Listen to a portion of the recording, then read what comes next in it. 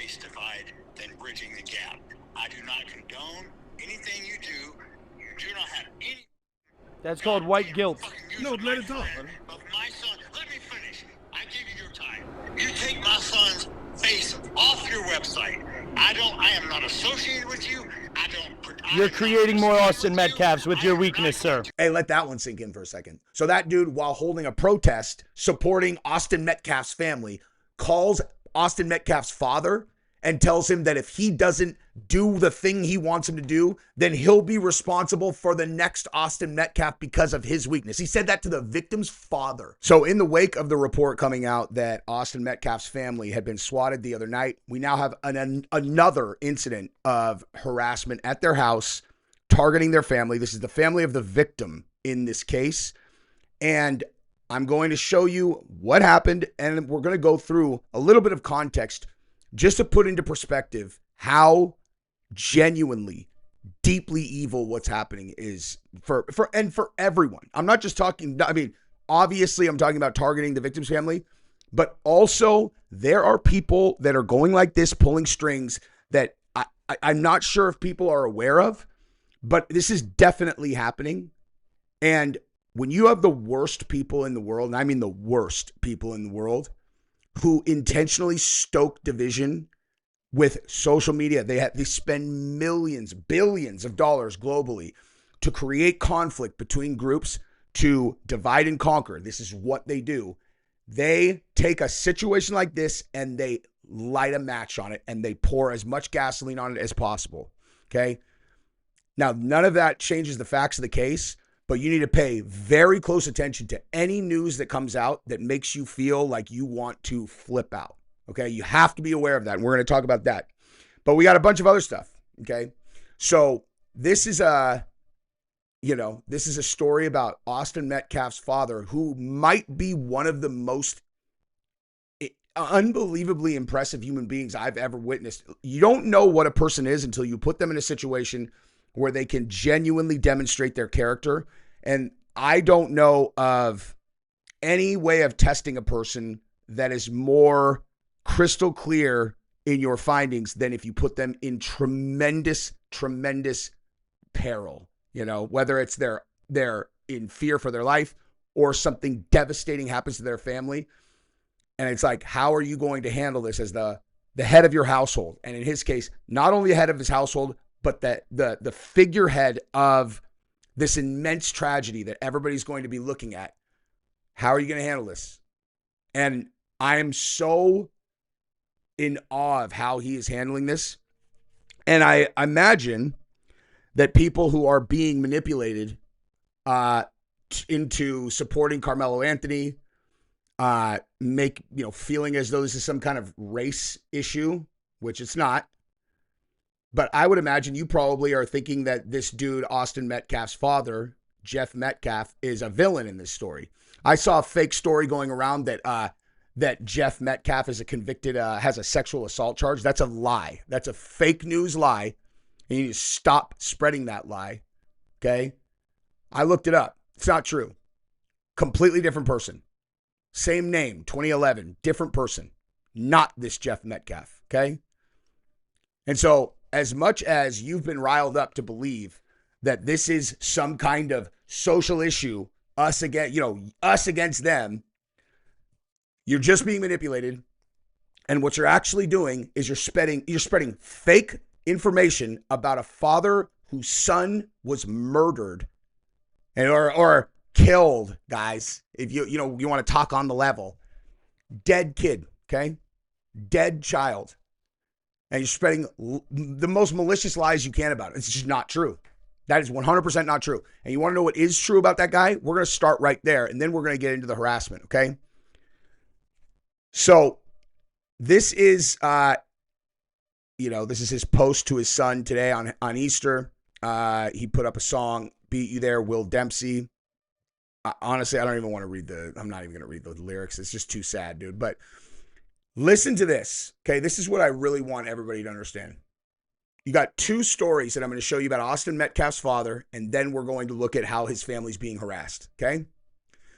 So when Austin Metcalf's father went to the press conference that Karmelo Anthony's family was putting on. And I'm going to, that press conference was an absolute disaster, as far as I could tell.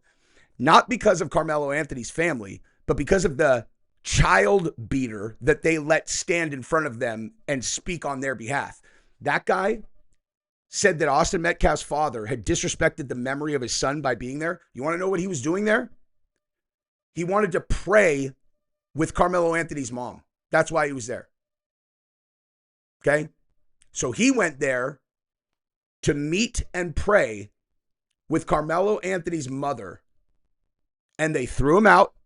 Honestly, I don't necessarily have a huge issue with them having not interacted with him and being like, look, we need to get, like, oh, the victim's father's here, and they assume he's there to start trouble. I would have assumed the same thing. Most likely, I probably would have had a conversation about it. But they had police escort him out. Fine. Maybe. Okay?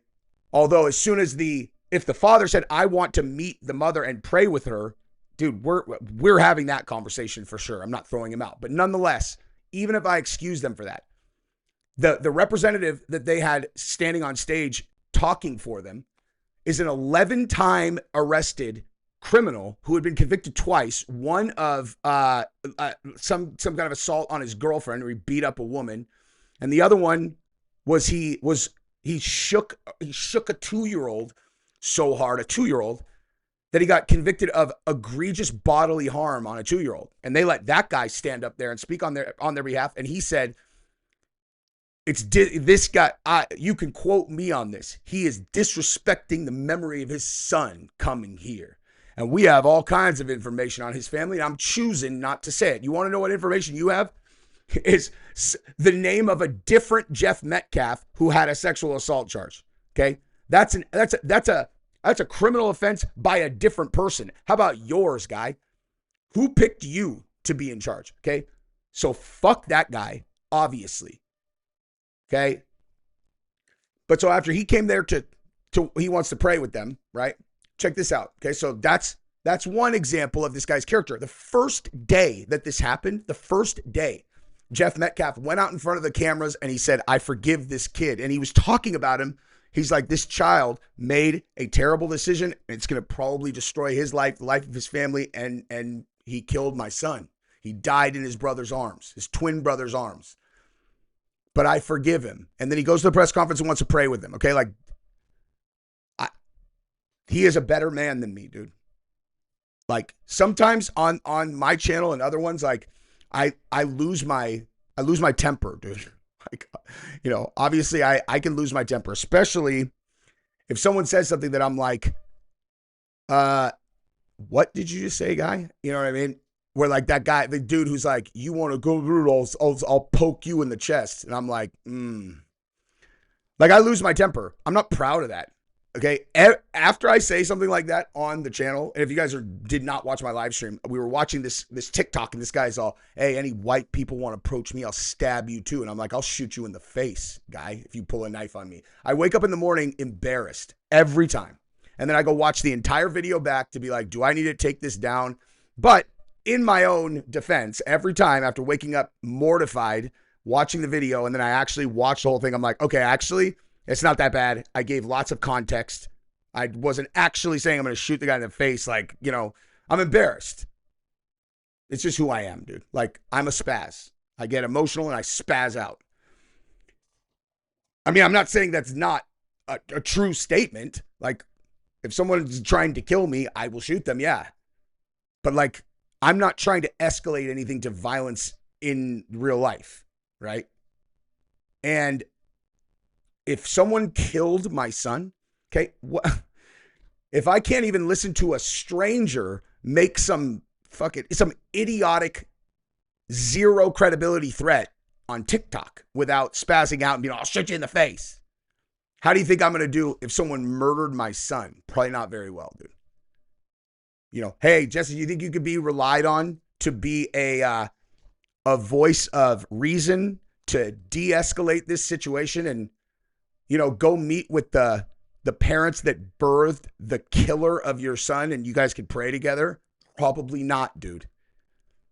And I'm not proud of this. I think it's incredible that he is able to do this, dude. He's a better man than me. Okay. And here's the other thing that he did, in case you need more evidence of this guy's character. Okay. So, check this out. So I heard yesterday that there had been an organized protest to protect white Americans. Okay. The Protect White Americans protest. You want to know what the absolute stupidest thing that you could possibly do in this situation would be if you're some kind of public figure and you're trying to organize people, whatever you're trying to do, okay? I would ask, I'd be like, hey guy, what's your goal here? Like, your stated goal is protect white lives. Protect white lives. That's your stated goal. Okay, so what outcome are you looking for in this case? Well, we want him to be convicted of murder. And you're like, so you understand that by turning this into a racial issue, it gives him the best opportunity to beat this case by a mile. It's not a racial issue, so don't make it one. Stupid. Okay? It's not a racial issue. This was an altercation between two high school kids. One of them challenged the other one challenged him back, and one of them had a knife and stabbed him. Okay? He's 17 years old, and the judge granted him bail. And I'll be honest, dude, at first, looking at that woke judge, I was just kind of like, dude, because I also thought he was being tried as a minor. It turns out he's not. So, in all fairness, I think what's going on is I think the judge knows this kid's going down. She's like, I may as well give this kid give this kid's family the last moments they're going to be able to spend with their kid before he goes to jail forever, because he's going down, dude. And I can understand, I can get behind that, actually. Not because of Austin Metcalf. I'm sorry, not because of Karmelo Anthony, but because of his family. They didn't do anything wrong. Their son is going to be all but dead too. They get to go see him. I know, obviously, I don't want to get in the weeds on this. I'm not trying to make a comparison.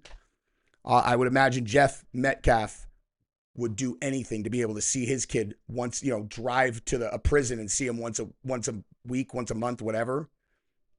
But they are going to lose their son forever. He's going to go down for this. This idea that just because he's saying self-defense and he's going to get acquitted is ridiculous. He's not going to get acquitted. Okay. I talked to a legal expert about this, and they're like, dude, he literally, this is like a criminal attorney friend of mine.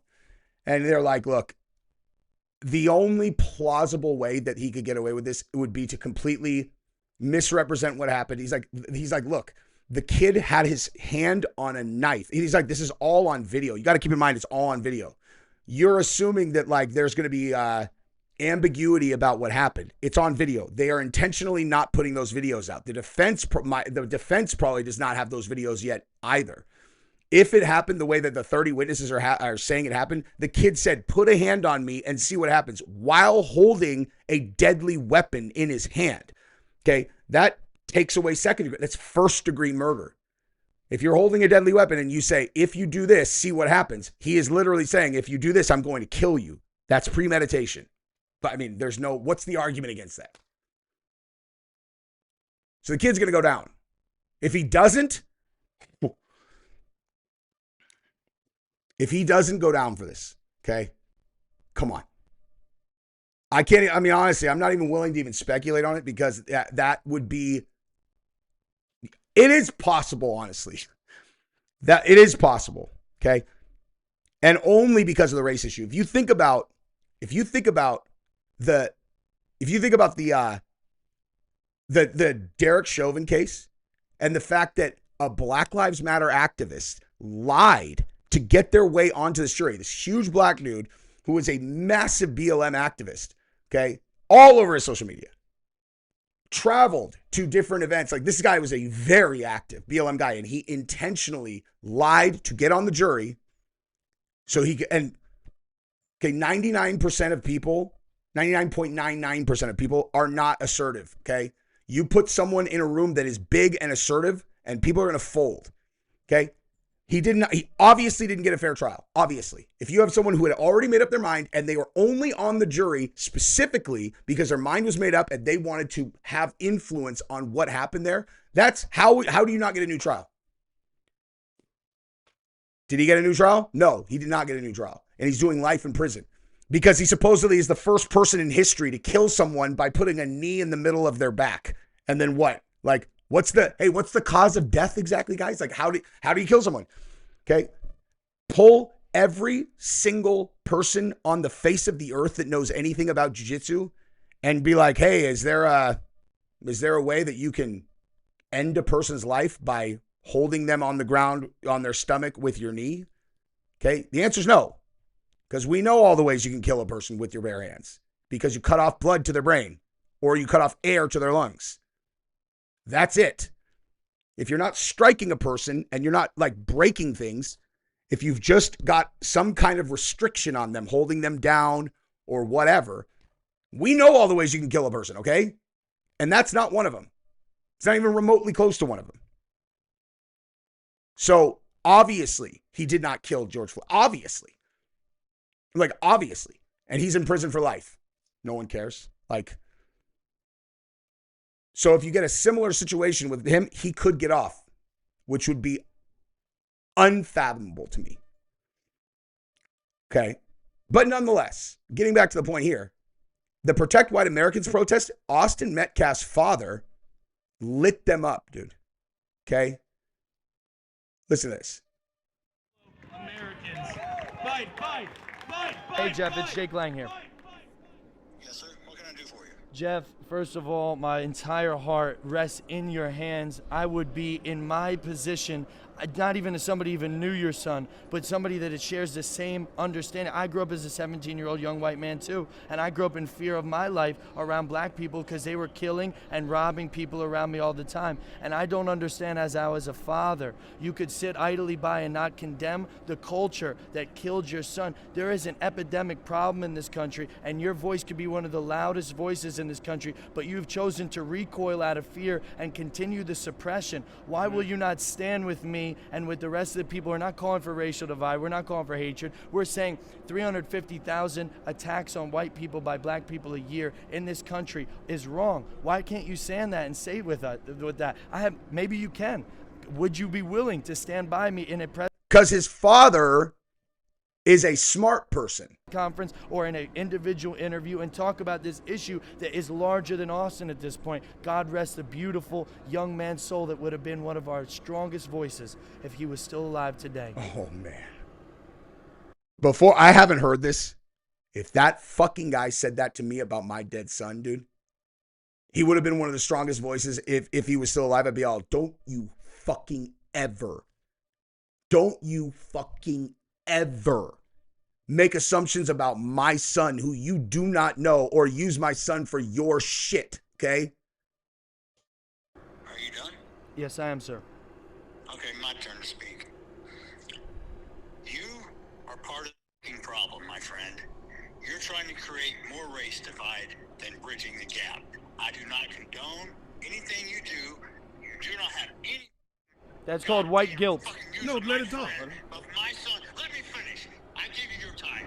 You take my son's face off your website. I am not associated with you. You're creating more Austin Metcalfs with your weakness, sir. You are creating more Austin Metcalfs with your weakness. In history, this is the shit. What the fuck?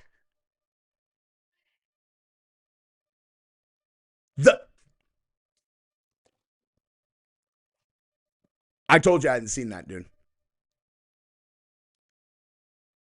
You're creating more Austin Metcalfs with your weakness, sir. Dude, you said that to a father whose kid just got murdered.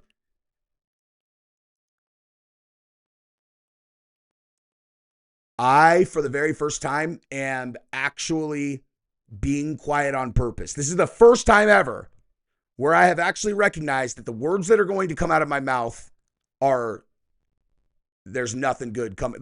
You guys, if you watch my channel, I say a lot of things that clearly are kind of borderline. I am very intentionally not saying anything right now because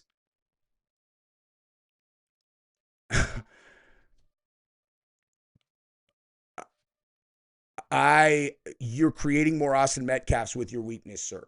Okay, so I ended up losing that battle to myself, and I said what I was going to say. And I've made an executive decision to just edit that out because nothing good, you know? What I will say is anybody who considers this guy, Jake Lang, some kind of leader or influencer that you listen to, I'm going to ask you a serious question. Do I look like I'm on a different, that you and I will disagree on many issues? Okay? What do you think, dude? You think that we probably agree on a lot of things?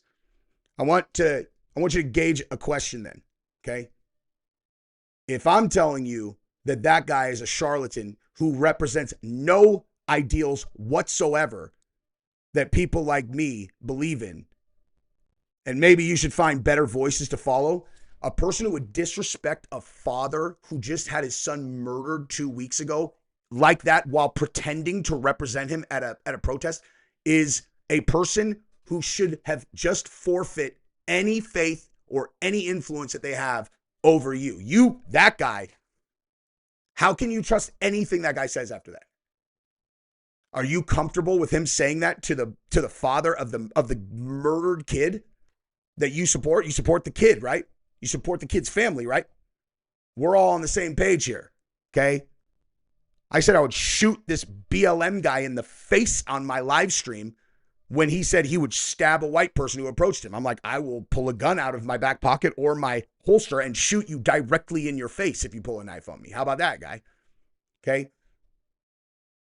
I'm sure we're aligned on a lot of things. So you should get on my train and you should denounce this fucking guy who just did that. His influence should be forfeit as of this moment. That is unbelievable.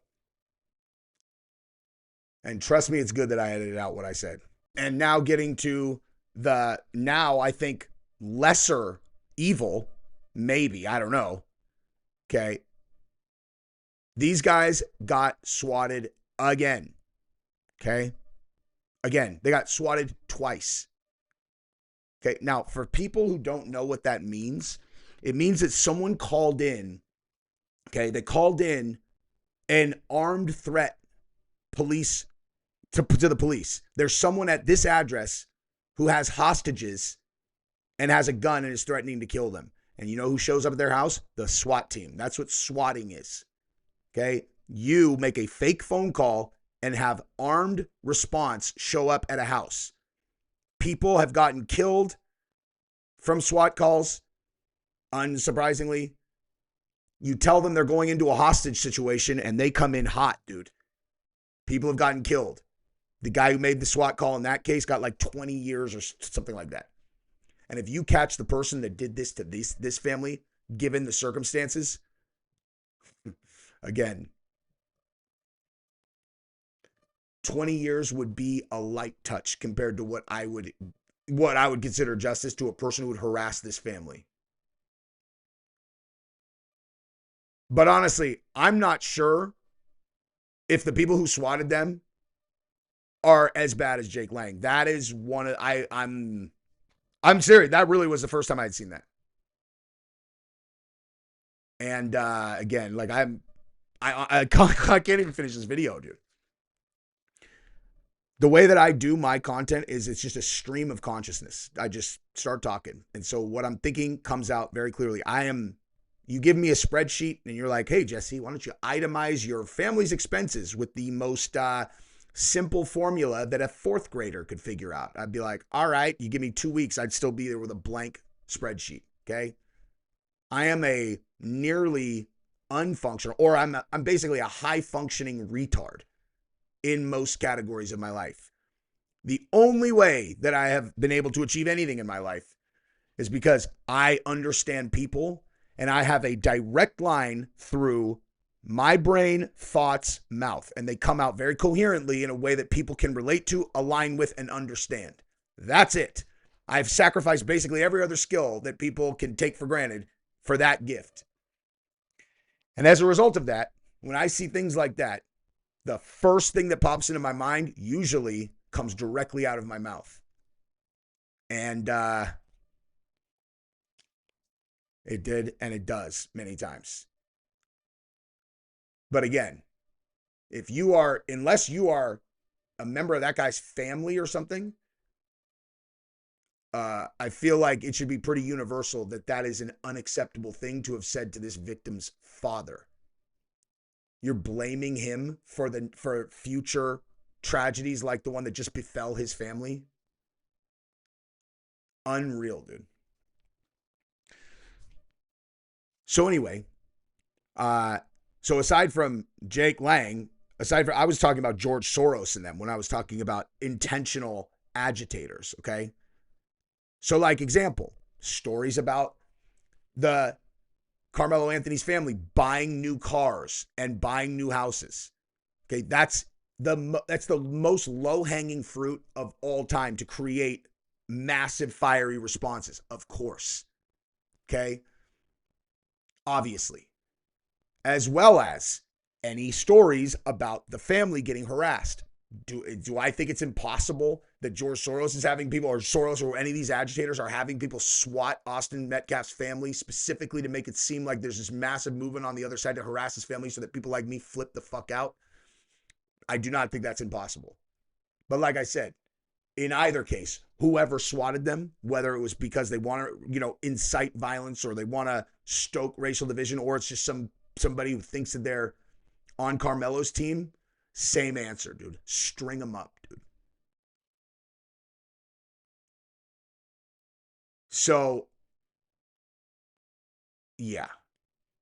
And also, dude, think about Karmelo Anthony's family, dude. This dude, I saw the mom speak. She's a mom. She's just a mom, dude. Okay, you know how many times, there are kids that get involved in shit and the parents don't know? You know how sneaky fucking kids are? On the outside, he has a 3.7 grade point average, and he's the captain of the track and football team. That's what the parents see. In a landmine, a world full of landmines for the kids to fall into, they're like, look at what an amazing job we did. And then it's like, maybe not so much, huh? Your kid brought a knife to a track meet and murdered a kid. But they don't know that. They got an intact family, father and mother in the house. You want to know how you end up on the track team? You want to know how you end up the captain of the football team? Is your parents bring you to practice all the time, okay? That's how that happens. My daughters are jiu-jitsu champions. You want to know how that happens? Absolutely no excuses, no days off. They train Monday, Wednesday, Thursday, Saturday, minimum. How do you think they get there? The jiu-jitsu gym's 30 minutes away. Me and Gabrielle get them there and back every single day. Minimum Monday, Wednesday, Thursday, Saturday. Minimum. Usually another day. That's how the kid becomes an athlete like that. He had engaged parents who were probably doing a good job. Kid's probably listening to King Von, He's like, shit. He to his parents, great grades. In his mind, he's all, yeah, anybody steps to me, man, I'm going to stick him like King Von. It's like, yeah, and then you're going to destroy your family's life and you're going to do life in prison, which is exactly what's going to happen. So people need to back the fuck off of Karmelo Anthony's family, put the anger in the direction it should go at Karmelo Anthony. And actually, you don't even need to put anger towards him. His life's over. He's finished, dude. Now, if he beats this case, that is a completely different ballgame, and my tune will change immediately. But assuming that the right thing happens here, which is he gets convicted of premeditated first-degree murder, which he announced in front of 30 witnesses, and there's going to be videos of what happened. I mean, listen, dude, if it turns out that Austin Metcalf picked him up and body slammed him head first, and then him and his brother were like, beat him until he's dead, man. And I'll be like, okay, I guess it was self-defense. But if he said, touch me, see what happens, and Austin touches him and he stabs him to death, guess what, dude? That's first-degree murder, or you are going to see a very different side of me when it comes to talking about that fucking kid. Well, or the exact same side. Actually, probably extremely predictable. Exactly what I'll say. Anyway, that's probably enough. Let me make sure that I didn't forget. I think I covered that.